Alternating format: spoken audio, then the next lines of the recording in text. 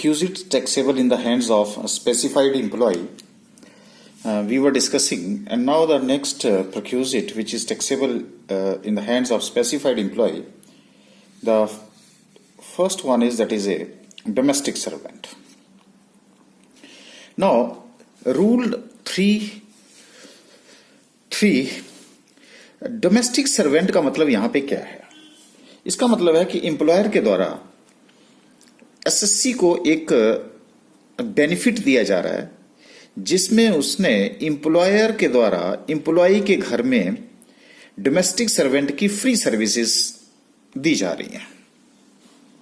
तो पहले क्वेश्चन आ जाता है कि डोमेस्टिक सर्वेंट में कवर कौन कौन होगा। तो मैं आपको बताता हूं, डोमेस्टिक सर्वेंट में कवर होगा स्वीपर, गार्डनर, वॉचमैन और ए पर्सनल अटेंडेंट। तो जब भी अगर कहीं बात चले कि डोमेस्टिक सर्वेंट में कौन कौन कवर होता है, यानी कि न्यूमेरिकल में कुछ ऐसी बात आ जाए, तो आप समझ लीजिए कि डोमेस्टिक सर्वेंट का मतलब यहां पे, क्योंकि ये पहले पुराने प्रोविजन में स्वीपर का अलग होता था, गार्डनर का अलग होता था, वॉचमैन का अलग होता है, ये सब जो है अब किसी भी नाम से आ जाए तो उसको हम डोमेस्टिक सर्वेंट कवर करेंगे। देखिए, अब इसको हम एक इस डायग्राम से समझने की कोशिश करते हैं। ये एक एम्प्लॉयर है, ठीक है जी, और ये यहां पे एम्प्लॉय है। अब एम्प्लॉयर के द्वारा एक डोमेस्टिक सर्वेंट, ये डोमेस्टिक सर्वेंट है, ठीक है जी, ये हमारा डोमेस्टिक सर्वेंट है। ये डोमेस्टिक सर्वेंट जो है वो किसके, सबसे पहले क्वेश्चन राइज होता है कि किसकी लाइबिलिटी है। तो अगर, तो मैंने आपको पहले भी डिस्कस किया था कि इसकी अपॉइंटमेंट किसने की है। तो देखिए यहां पे अपॉइंटमेंट डोमेस्टिक सर्वेंट की किसके द्वारा की गई? एम्प्लॉयर के द्वारा। अगर एम्प्लॉयर के द्वारा उसकी अपॉइंटमेंट की जा रही है, इसका मतलब लाइबिलिटी भी किसकी हुई? एम्प्लॉयर की। तो अगर एम्प्लॉयर की लाइबिलिटी है तो सैलरी भी कौन देगा? एम्प्लॉयर दे रहा है। तो सिंपल सी बात हो गई, द लाइबिलिटी और the obligation of the employer met out by the employer himself. और ये जो नौकर है, ये सिर्फ एम्प्लॉय के घर में जाकर के क्या कर रहा है? सर्विसेज प्रोवाइड कर रहा है, यानी कि एम्प्लॉय अपनी पॉकेट से कुछ भी नहीं दे रहा है। And domestic servant is serving in the house of the employee. तो यहां तक मुझे लगता है आपको बात क्लियर हो गई कि अपॉइंटमेंट जो है डोमेस्टिक सर्वेंट की एम्प्लॉयर के द्वारा की जा रही है, और उसको जो सैलरी दी जा रही है वो भी एम्प्लॉयर के द्वारा दी जा रही है। और जो सर्वेंट है वो किसके घर में काम कर रहा है? एम्प्लॉय के घर में काम कर रहा है। बात क्लियर है जी आप? तो उसी को कहते हैं benefit to the assessee resulting from provision by the employer of free services of a domestic servant. तो अब ये क्वेश्चन राइज होता है कि अगर ये एम्प्लॉय, क्योंकि एम्प्लॉय तो अपनी पॉकेट से कुछ नहीं दे रहा है, और ये सारा कौन दे रहा है? ये देखो। तो उस केस में एम्प्लॉय की पॉकेट में, एम्प्लॉय के, जब हम एम्प्लॉय का इनकम टैक्स की इनकम कैलकुलेट करेंगे तो उस टाइम हम ये तो नहीं लिख सकते कि जी 10,000 रुपए सैलरी प्लस नौकर। तो नौकर की हमें क्या कैलकुलेट करनी पड़ेगी? वैल्यू। तो जो वैल्यू है उसकी कैलकुलेशन कैसे होगी? तो यहां पे जो रूल 3 है वो क्या कह रहा है? Actual cost paid for benefit of the employee और any member of the household. या तो वो एम्प्लॉय के, जो डोमेस्टिक सर्वेंट है वो या तो एम्प्लॉय के डिस्पोजल कर रहा है या एम्प्लॉय के या किसी member of the house hold के लिए। तो उस केस में एम्प्लॉयर के द्वारा जो भी एक्चुअल अमाउंट, चाहे वो एक्चुअल सैलरी है, चाहे what ever is the amount, जो भी एक्चुअल कॉस्ट वो मीट आउट कर रहा है इस डोमेस्टिक सर्वेंट को एम्प्लॉय के घर में काम करने के लिए, that actual cost would be the value of the domestic servant. Clear है जी अब आपके पास? So actual cost paid for benefit to the employee और any member of the household. अच्छा, चलिए उसके बाद हम नेक्स्ट पे चलते हैं। परक्यूजिट्स इन रिस्पेक्ट ऑफ, देखिए इन्हीं का कंफ्यूजन होगा, वो मैं आगे भी बात करूंगा। अगर सपोज करिए कि ये डोमेस्टिक सर्वेंट की अपॉइंटमेंट अगर एम्प्लॉय कर रहा होता तो ये सिनेरियो चेंज हो जाएगा, बस ये ध्यान रखना। वो मैं आगे इकट्ठी डिस्कस करूंगा। यहां अपॉइंटमेंट एम्प्लॉयर के द्वारा ही की जा रही है, तो लाइबिलिटी भी उसी की है, और मीट आउट भी खुद ही कर रहा है, सिर्फ फ्री सर्विसेज दे रहा है एम्प्लॉय के घर में। तो actual cost paid for the benefit of the employee, ये रखना हमेशा। तो actual cost would be the value of the perquisite. ये शॉर्ट में बता रहा हूं आपको। नेक्स्ट है perquisite in respect of gas, electric energy and water supply for household consumption. चलो जी, अब ये बात भी हम आपसे शेयर करते हैं। देखिए, सबसे पहले तो हम इसको समझने की कोशिश करेंगे कि है क्या चीज है ये। देखिए, ये इंप्लॉयर है और ये आपका इंप्लॉई है। अब क्या किया जा रहा है कि ये जो इंप्लॉयर है, ये जो गैस है वो किसको दी जा रही है? इंप्लॉई को। Facility is provided in the house of employee. ये देखिए, इसका मतलब है कि कौन सी फैसिलिटी? गैस की फैसिलिटी, इलेक्ट्रिसिटी की, वाटर की। ठीक है जी बात। और वो अपने घर में जो है, लेकिन अब क्वेश्चन राइज होता है कि कनेक्शन है किसके नाम? तो सबसे इंपॉर्टेंट बात क्या होगी? कनेक्शन की। तो यहां पे जो सारे कनेक्शन है वो किसके नाम है? These all are in the name of the employer. इसका मतलब है गैस का कर कनेक्शन लिया है तो गैस का कनेक्शन किसके नाम है? एम्प्लॉयर के नाम। तो फिर लाइबिलिटी भी किसकी होगी? एम्प्लॉयर की। और मीट आउट भी कौन कर रहा है? एम्प्लॉयर कर रहा है। और वो फैसिलिटी किसके घर में दी जा रही है? एम्प्लॉय के घर में, और वो भी फ्री ऑफ कॉस्ट। यानी कि एम्प्लॉय जो है अपनी पॉकेट से कुछ भी नहीं दे रहा है, वो उस फैसिलिटी को इंजॉय कर रहा है। अब दूसरा आ जाइएगा, इलेक्ट्रिसिटी। इलेक्ट्रिसिटी का जो मीटर है वो कनेक्शन जो है वो किसके नाम है? वो भी एम्प्लॉयर के नाम। तो जिसके नाम होगा खर्चा भी वही देगा, यानी कि उस खर्चे को मीट आउट कौन करेगा? एम्प्लॉयर ही कर रहा है। और ये यही कर रहा है। और एम्प्लॉय को बोला है तो जितनी मर्जी बिजली जलानी जला, सारा बिल जो है मैं दूंगा। तो दोबारा से बताइए कि एम्प्लॉय जो है फ्री ऑफ कॉस्ट क्या कर रहा है? बिजली भी फूक रहा है। उसके बाद वाटर है। अब वाटर का कनेक्शन किसके नाम है? एम्प्लॉयर के नाम। और उसको अब बिल भी कौन भरेगा? एम्प्लॉयर, क्योंकि कनेक्शन उसके नाम है और भर भी रहा है वो। तो क्या इसको क्या बोलेंगे? टेक्निकल वर्ड्स में क्या बोलेंगे? The liability of the employer met out by the employer himself, only the facility is provided in the house of the employee. और सिर्फ फैसिलिटी किसके घर में दी जा रही है? एम्प्लॉय के घर में। तो एम्प्लॉय यहां पे कुछ भी नहीं कर रहा है। ये कंसेप्ट क्लियर हो गया जी अब आपको? अच्छा, अब आइए यहां पे। अब यह है कि employer supplies such facility from his own sources without purchasing from an outside agency. तो यहां पे क्या है कि एम्प्लॉयर के द्वारा जो ये फैसिलिटी है वो अपने सोर्सेज से कर रहा है। यानी कि समझ लीजिए कि गैस भी का भी अपना कनेक्शन, गैस भी खुद प्रोड्यूस कर रहा है। अगर मान लीजिए इलेक्ट्रिक एनर्जी भी खुद प्रोड्यूस कर रहा है और वाटर भी उसका अपना सोर्स है। तो बाहर से ना परचेज करके अपने सोर्स से वो प्रोवाइड कर रहा है। किसको प्रोवाइड कर रहा है? एम्प्लॉय को। और used only for personal purpose. Employee इसका यूज किसके लिए कर रहा है? अपने पर्सनल पर्पस के लिए कर रहा है।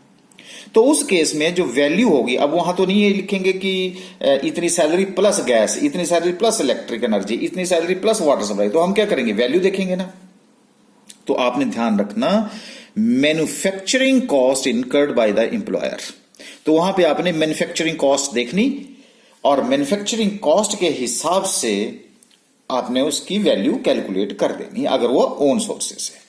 अब मान लीजिए मैन्युफैक्चरिंग कॉस्ट 2 रुपए आ रही है और उसको जो है वो 1000 यूनिट्स अगर वो खर्च कर रहा है, तो इसका मतलब है 2000 रुपए is the manufacturing cost which would is the value of the requisite. ये बात क्लियर है जी। अब दूसरा आता है कि facility supplied by employer after purchasing from an outside agency. अब वो क्या कर रहा है? पहले एम्प्लॉयर खरीद रहा है फिर इसको दे रहा है। अब जैसे मान लीजिए कि गैस है, गैस हो सकता है भारत इंडियन गैस, इंडियन वाली एजेंसी से ले रहा है फिर इसको प्रोवाइड कर रहा है। Electric Himachal Pradesh state electricity board है उसको प्रोवाइड कर रहा है। जल बोर्ड से जो है वो पानी ले रहा है फिर इसको प्रोवाइड कर रहा है। तो इन सबको उसको क्या देना पड़ेगा? सारा बिल भरना पड़ेगा ना। लेकिन ये तो फुल इंजॉय कर रहा है, ये अपनी पॉकेट से कुछ नहीं दे रहा है, इसलिए तो बेनिफिट जा रहा है। तो इसकी पॉकेट में अगर कुछ नहीं जा रहा तो इसके लिए हमें उसकी वैल्यू कैलकुलेट करनी पड़ेगी। तो वैल्यू क्या होगी?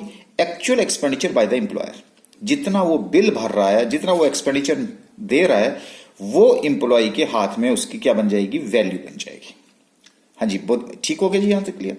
लेकिन कई बार क्या करते हैं हम क्या करते हैं कि वो बोलता है ठीक है भैया, तेरे को गैस दूंगा, तेरे को इलेक्ट्रिक एनर्जी दूंगा, तेरे को वाटर सप्लाई दूंगा, लेकिन तेरे को ना हर महीने देखो गैस के आपने 200 रुपए दे देने, इलेक्ट्रिक एनर्जी के भी आपने 100 रुपए देने, वाटर सप्लाई का 50 रुपए देना।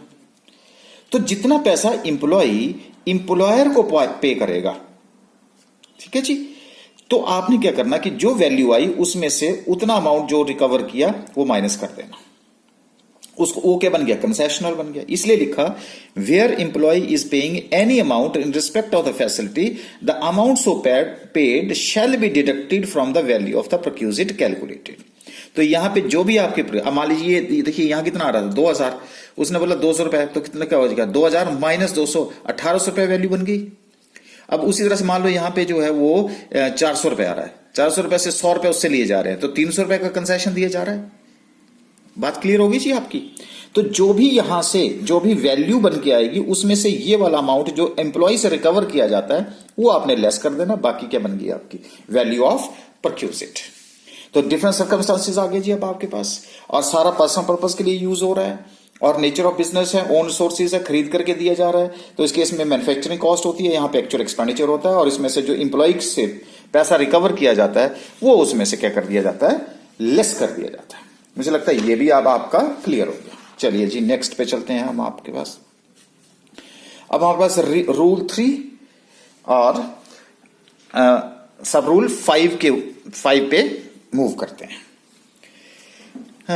This is a perquisite in respect of the education facilities.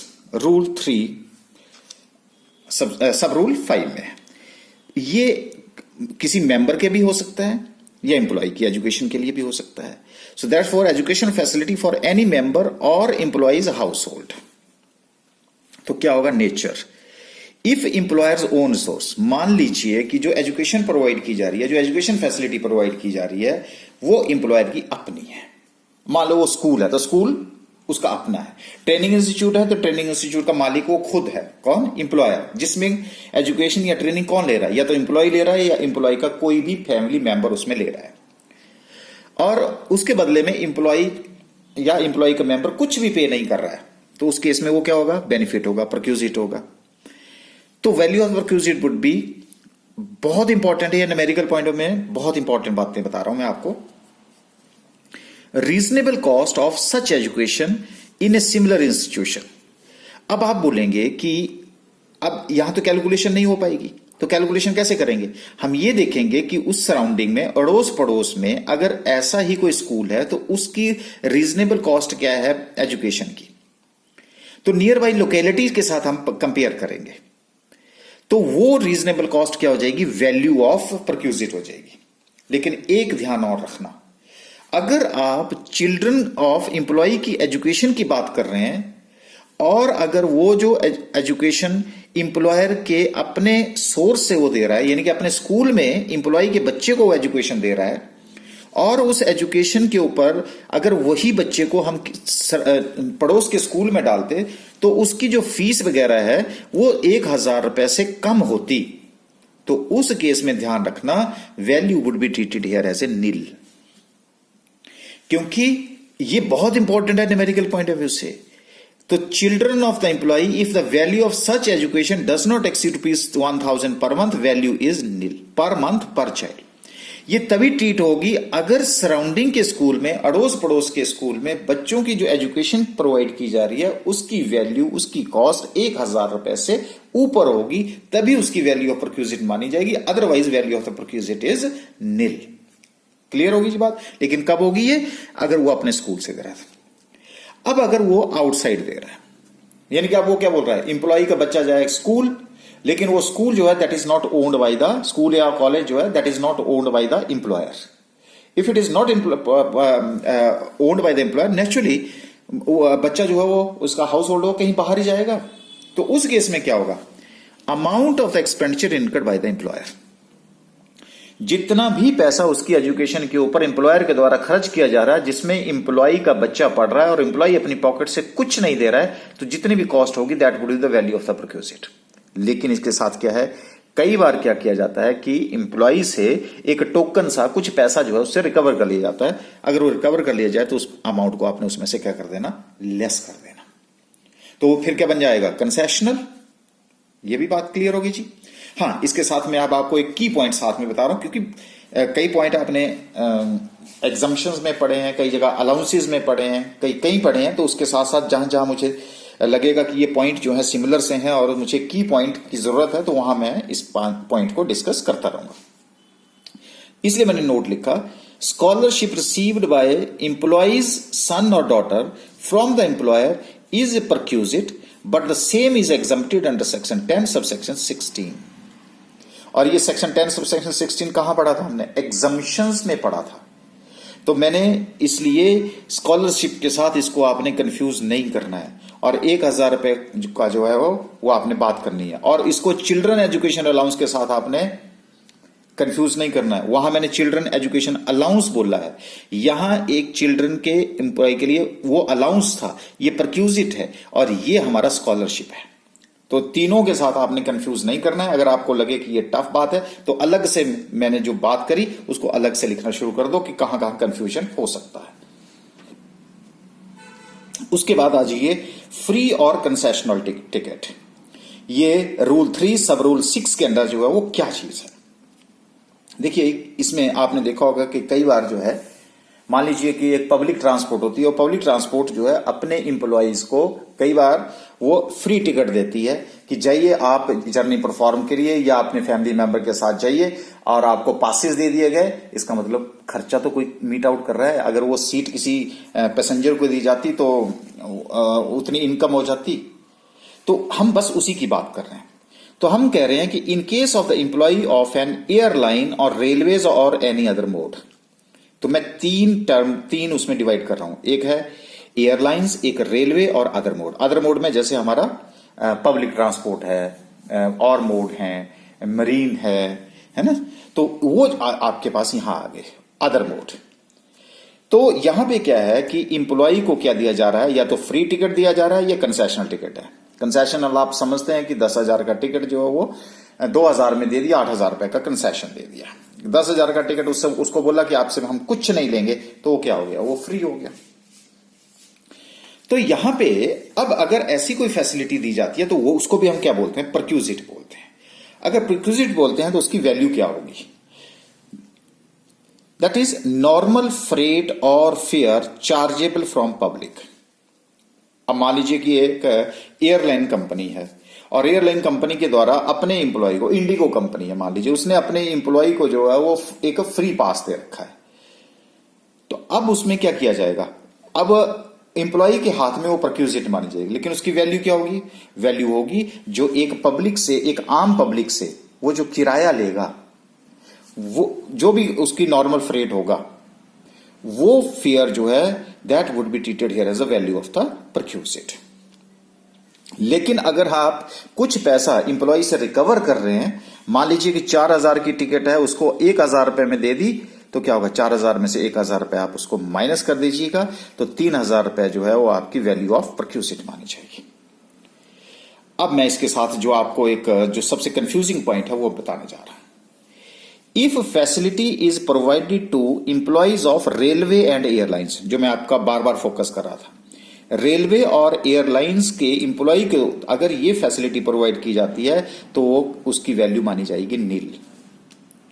लेकिन अगर वो अदर देन है, अगर वो ना रेलवे है ना एयरलाइन है, इसका मतलब है कि अगर आपका रोड ट्रांसपोर्ट है, मरीन है, उस केस में जो है ये वाला लगेगा, नॉर्मल फ्रेट।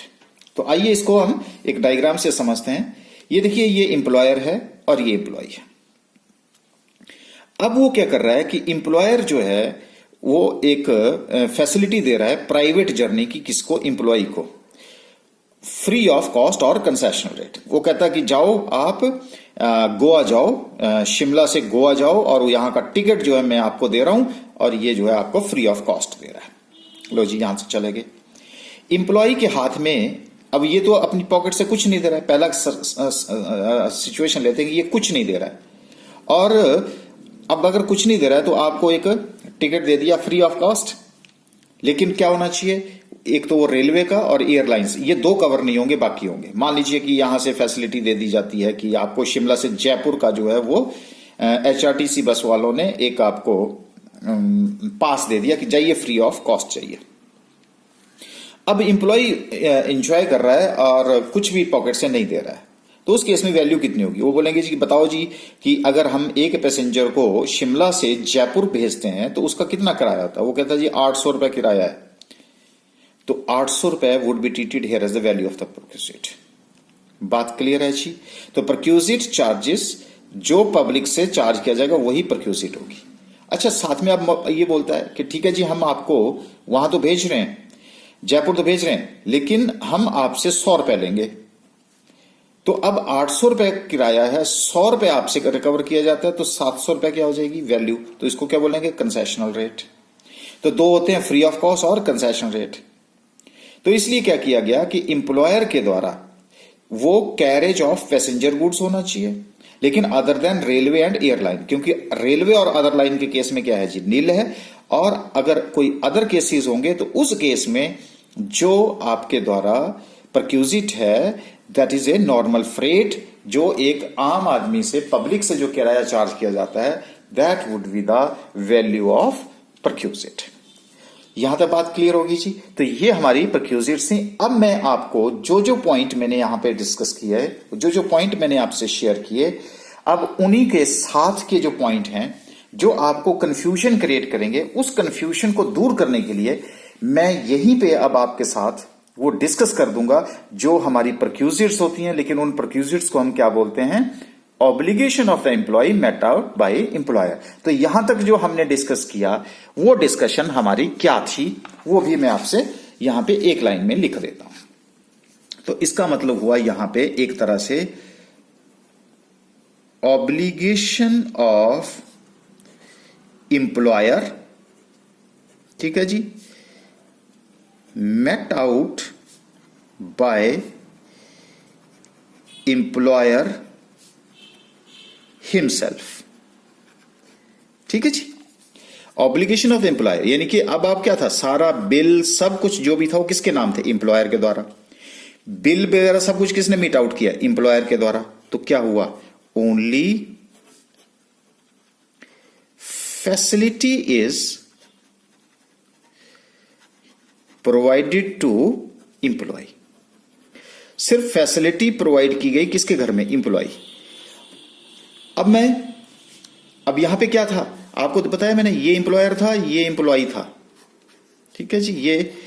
ये आपका एम्प्लॉयर और ये आपका एम्प्लॉय। अब सारे बिल जो थे वो, यानी कि सारी फैसिलिटी किसके नाम है, एम्प्लॉयर के नाम है। अपॉइंटमेंट डोमेस्टिक सर्वेंट की किसने की, एम्प्लॉयर ने। तो सैलरी तनख्वाह कौन दे रहा है, एम्प्लॉयर दे रहा है। सब कुछ ये दे रहा है। तो बताओ क्या बोला मैंने, obligation of the employer met out by employer himself. जो भी इसकी लाइबिलिटी थी वो खुद ही मीट आउट कर रहा है। तो फिर सर जो सारी की फैसिलिटी है वो किसके घर में कर रहा है, एम्प्लॉय के घर में प्रोवाइड। अगर एम्प्लॉय के घर में प्रोवाइड कर रहा था तो मोस्टली हमने देखा कि जो actual expenses met out by the employer is the value of the perquisite, थोड़ा सा एजुकेशन को छोड़ करके। ये आपका पॉइंट क्लियर हो गया जी। एक ही पॉइंट के साथ मैंने ये जितनी भी परक्यूजिट मैंने आपसे इससे पहले डिस्कस करी वो इसी में आपके कवर हो गई। अब मैं इससे उल्टा जा रहा हूं। ओके, तो नेक्स्ट वन इज, अब है obligation of the employee met by employer. Obligation of the employee met by employer. अब ये क्या चीज हुई, चलो जी इसको भी मैं थोड़ा सा यहीं पे आपसे डिस्कस कर लेता हूं। अब क्या हुआ, ये आपका एम्प्लॉयर है और ये आपका एम्प्लॉय है। ये लो, ये आपका एम्प्लॉयर है और ये आपका एम्प्लॉय है। अब क्या हुआ कि जैसे मैं एक ही बात करता हूं, वहां हमने डिस्कस करी, डोमेस्टिक सर्वेंट है। पहले डोमेस्टिक सर्वेंट कौन अपॉइंट कर रहा था, एम्प्लॉयर। अब डोमेस्टिक सर्वेंट कौन एम्प्लॉय कर रहा है। अब मान लो एम्प्लॉयर ने एम्प्लॉय को कहा कि देख भाई मैं तेरे को ना नौकर दूंगा। तो एम्प्लॉय कहता है कि नहीं सर, नौकर तो मेरे घर में है ही, ऑलरेडी है, मैंने उसकी अपॉइंटमेंट कर रखी है। तो फिर एम्प्लॉयर क्या कहता है, अच्छा तेरे पास नौकर है तो एक काम कर, उसकी जो तनख्वाह है ना, उसकी जो सैलरी है वो मैं दे दूंगा। अब आप बताओ, डोमेस्टिक सर्वेंट की अपॉइंटमेंट किसने की, एम्प्लॉय ने, ठीक है जी। लेकिन एम्प्लॉयर क्या बोल रहा है, भाई इसकी सैलरी तू नहीं देगा, इसकी सैलरी मैं दूंगा, या अगर तूने ये सैलरी दे दी है तो मैं इसको रिम्बर्स कर दूंगा, मैं तुझे वापस कर दूंगा। बात क्लियर हो गई जी यहां पे। अच्छा, उसी तरह से अब आपके पास क्या है, गैस का कनेक्शन जो है। अब वो गैस, एम्प्लॉयर ने एम्प्लॉय को कहा भाई देख तेरे को मैं गैस का कनेक्शन देता हूं। तो एम्प्लॉय क्या कहता है, सर नहीं गैस का कनेक्शन तो मेरे पास ऑलरेडी पड़ा है। अच्छा तेरे पास ऑलरेडी पड़ा है, तो एक काम कर, जो भी गैस का बिल है वो मैं दूंगा। तो बताओ जी ये चेंज हो गया। अब बताओ क्या हुआ, अब ये ऑब्लिगेशन किसकी है ये बताओ, ये डोमेस्टिक सर्वेंट किसने अपॉइंट किया, एम्प्लॉय ने, तो ऑब्लिगेशन भी किसकी होगी सर, एम्प्लॉय की होगी, उसी की जिम्मेवारी बनती है कि उसकी तनख्वाह दे। लेकिन अब वो तनख्वाह वो नहीं दे रहा है, अब वो सैलरी कौन दे रहा है सर, एम्प्लॉयर दे रहा है। तो बताओ उसको क्या बोलूंगा मैं, क्या इसको बोलूंगा मैं obligation of the employer met out by the employer. ये तब होता अगर अपॉइंटमेंट किसके द्वारा की होती, एम्प्लॉयर के द्वारा। अब अपॉइंटमेंट, अब ऑब्लिगेशन किसकी आ गई, एम्प्लॉय। बस इतना सा पॉइंट है, अगर आपको ये क्लिक कर गया, अगर ये समझ आ गया, तो आपको न्यूमेरिकल में, आप न्यूमेरिकल कभी भी गलत नहीं करेंगे और जो वैल्यू ऑफ रिक्विजिट है वो कभी भी गलत नहीं करेंगे। इसलिए मैंने इसको साथ में डिस्कस करने की कोशिश करी है आपके साथ। ओके चलिए, तो पहला है मेरा गैस एंड इलेक्ट्रिसिटी बिल्स। अब देखिए ये है, अब आप यहां कौन आ गया जी, पहले एम्प्लॉय आ गया। एम्प्लॉय के द्वारा अब इसका मतलब मीटर किसके नाम है सर, एम्प्लॉय के नाम, कनेक्शन ऑलरेडी है। तो हमने क्या कहा, गैस एंड इलेक्ट्रिसिटी, गैस किसके नाम है सर, एम्प्लॉय के नाम है। इलेक्ट्रिसिटी बिल किसके नाम है सर, एम्प्लॉय के नाम है। अगर एम्प्लॉय के नाम है तो it means gas and electricity bills, जब कनेक्शन इसके नाम है तो बिल भी किसके नाम रेज किया जा रहा है, bill is issued in the name of employee. लेकिन अब लाइबिलिटी तो किसकी बनती थी, एम्प्लॉय की बनती थी ना। लेकिन मैंने पहले बताया, एम्प्लॉयर ने क्या बोला, देख भाई तू नहीं देगा, पेमेंट मैं करूंगा। तो इसकी लाइबिलिटी को कौन मीट आउट कर रहा है, एम्प्लॉयर। तो क्या हुआ जी, obligation of the employee met by employer. अब वो जो बिजली का बिल है, अब देखिए मान लीजिए कि 1,000 रुपए बिजली का बिल आता है इसका, लेकिन वो आएगा तो एम्प्लॉय के नाम आएगा ना। लेकिन एम्प्लॉय क्या करता है, फटाफट से उस बिल को किसको सरका देता है, एम्प्लॉयर को। लो सर मेरे नाम से बिल आ गया, लेकिन पे आप करोगे जैसे आपने कहा है, तो that is paid by the employer. अब पे कौन कर रहा है, एम्प्लॉयर कर रहा है।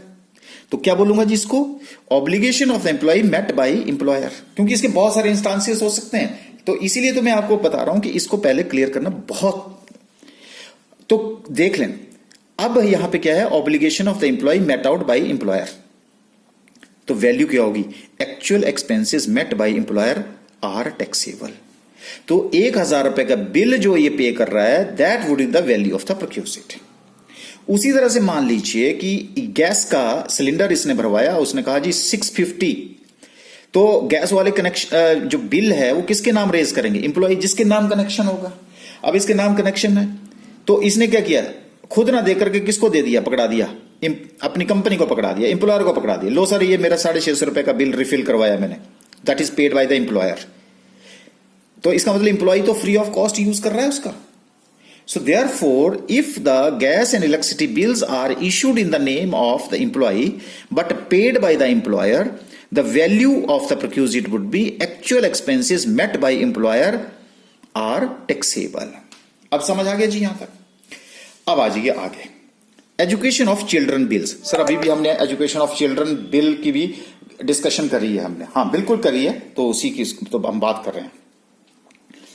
अब क्या हुआ कि एम्प्लॉय ने अपने बच्चे को स्कूल में डाला हुआ है। अब वो जो स्कूल का जो फीस है वो किसके नाम रेज की जा रही है, एम्प्लॉय या एम्प्लॉय के बच्चे के नाम होगी। So it means it is issued in the name of the employee. लेकिन एम्प्लॉयर ने क्या कहा था कि देख तू अपने बच्चे को वहां भेज दे, लेकिन जो भी उसकी फीस होगी, जो भी अमाउंट पे करना होगा वो मैं पे करूंगा, अगर तूने पे कर दिया तो मैं उसको रिम्बर्स कर दूंगा, एक ही बात है। तो बताओ जी अब क्या हुआ, एजुकेशन और children bills are raised in the name of employee, ठीक है जी। और लेकिन वो उसने क्या किया, फटाफट से बिल किसको दे दिया, एम्प्लॉयर को। एम्प्लॉयर ने क्या कर दिया, उसकी पेमेंट कर दी। या अगर एम्प्लॉय ने बोला कि सर मैंने तो इस महीने पे कर दी ट्यूशन फीस, तो कोई बात नहीं कि आपको वो रिम्बर्स कर दीजिए। वो क्या करेगा, वो बिल सबमिट कर देगा, वो रिम्बर्स हो जाएगा। तो ये इसका बच्चा फ्री ऑफ कॉस्ट एजुकेशन ले रहा है कि नहीं ले रहा है। तो what would the value, sir value is actual expenses met by the employer are taxable.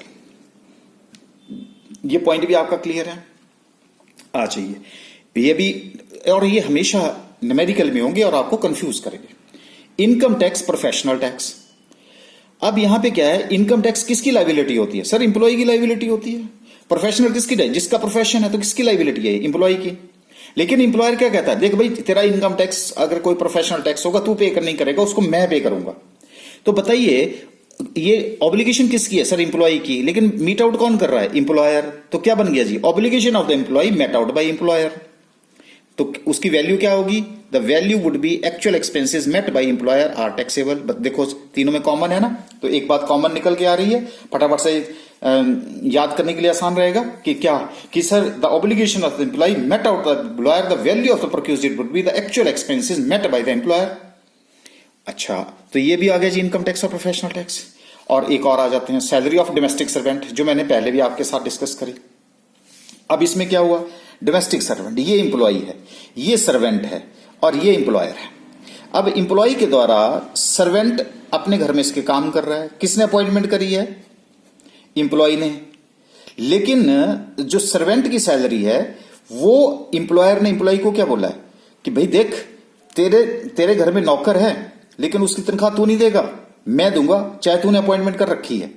लेकिन पीछे वाले हमने क्या डिस्कस किया था, वहां सर्वेंट की अपॉइंटमेंट किसने की थी, एम्प्लॉयर ने। सैलरी भी कौन दे रहा था, एम्प्लॉयर। यहीं रुक रहे थे हम, और सिर्फ वो फैसिलिटी किसके घर में जा रही थी, एम्प्लॉय के घर में। अब यहां उल्टा हो गया, अब यहां अपॉइंटमेंट किसने किया, एम्प्लॉय, तो लाइबिलिटी भी किसकी बनती है, एम्प्लॉय की। लेकिन एम्प्लॉयर ने क्या बोला है, तू नहीं देगा मैं दूंगा। ये देखो जी, सर्वेंट की सैलरी कहां कौन दे रहा है, एम्प्लॉयर दे रहा है। सो salary is paid by employer. या अगर इसने इसकी सैलरी इसको दे भी दी ना, तो ये इसको रिम्बर्स कर देगा, ये इसको वापस कर देगा उस पैसे को। तब भी क्या होगा, उसी को बेनिफिट हो रहा है कि नहीं हो रहा है। तो एम्प्लॉय के हाथ में क्या हो रहा है, बेनिफिट हो रहा है। तो क्या बोलेंगे, obligation of the employee met out by the employer. यहां तो बात क्लियर होगी। तो इस तरह से क्या होगा, what would be the value of the perquisite, sir the value of perquisite would be actual amount paid by the employer is taxable. जितना अमाउंट वो पे कर रहा है that would be the value of the perquisite. So इसी तरह से क्या है, ये तो मैंने कुछ एक इंस्टांसेस बताए, कुछ भी हो सकता है वहां पे, लेकिन आपने उसको इसमें देखना है, इस नजर से देखना है कि लाइबिलिटी किसकी है और मीट आउट कौन कर रहा है। तो मुझे लगता है कि अब यहां तक आपका पॉइंट जो है वो क्लियर हो गया कि दो सर्कमस्टांसेस, दो सिचुएशंस आपके पास हो सकती हैं।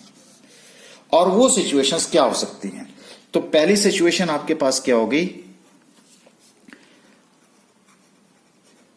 obligation of employer met out by employer himself only facility is provided in the house of employee. एक प्रोक्यूजिटी आ गई जी। अच्छा, ये जो ऑब्लिगेशंस होती हैं ना, ये टैक्सेबल होती हैं। अब इसमें डिफरेंस क्या होता है, ये जो पहले वाला है ये सिर्फ किस केस में टैक्सेबल होगा, स्पेसिफाइड एम्प्लॉय के केस में। This is only taxable in case of specified employee. अब दूसरा हमने क्या पढ़ा, obligation of employee met out by employer।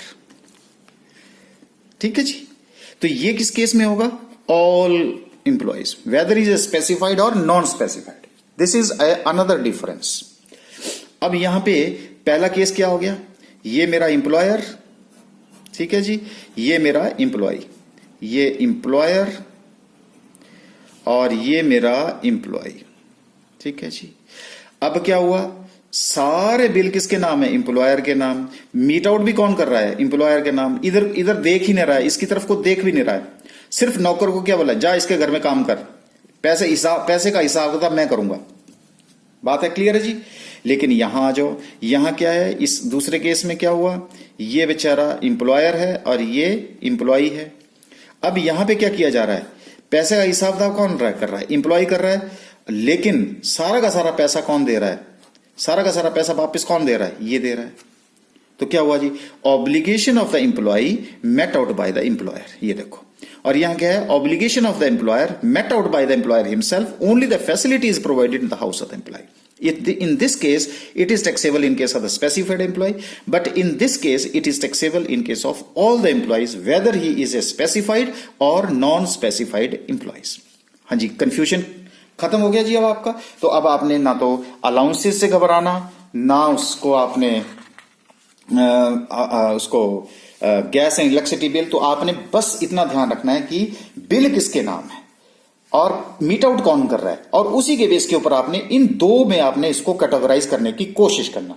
जिस स्टूडेंट को ये कैटेगराइज करना आ गया, जिसको आइडेंटिफाई करना आ गया, समझ लो कि वो सैलरी का जो मोस्ट टीडियस पार्ट है वो उसको सॉल्व करना आ गया। तो आई होप कि आप इसके ऊपर और भी इंस्टांसेस ढूंढेंगे और उनको इस कैटेगरी में डालेंगे और फिर न्यूमेरिकल में आप उसको सॉल्व करने की कोशिश करेंगे। और आपने देख लिया कि इन सब में जो कॉमन क्या चीज है, यहां पे आपको ज्यादा माइंड में रखने की जरूरत नहीं है। Whatever is the actual value which is to be met out by the employer, that would be the value of the perquisite. और सेम आगे जो भी इस तरह का कोई एग्जाम्पल होगा वहां पे भी आपका यही रूल चलेगा वैल्यू का भी। So this is of the obligation of the employee met out by the employer. तो जिसका ऑब्लिगेशन यानी कि जिसकी लाइबिलिटी, अब आप सिंपल वर्ड्स में, एम्प्लॉयर की लाइबिलिटी एम्प्लॉयर मीट आउट कर रहा है, लेकिन दूसरे केस में एम्प्लॉय की लाइबिलिटी एम्प्लॉयर मीट आउट कर रहा है। बस इसी में आपने इसको डिफरेंशिएट करने की कोशिश करना। और अगर कोशिश करेंगे और इनको आप जितने बुक्स हैं वहां पे आपके पास जो न्यूमेरिकल्स हैं, उन न्यूमेरिकल्स में जो सॉल्व न्यूमेरिकल उसमें आपने ढूंढने की कोशिश करना क्या यही उसकी वैल्यू ऑफ परक्यूजिट है कि नहीं है। तो उसको जितनी ज्यादा प्रैक्टिस करेंगे उतने ज्यादा लर्न करेंगे।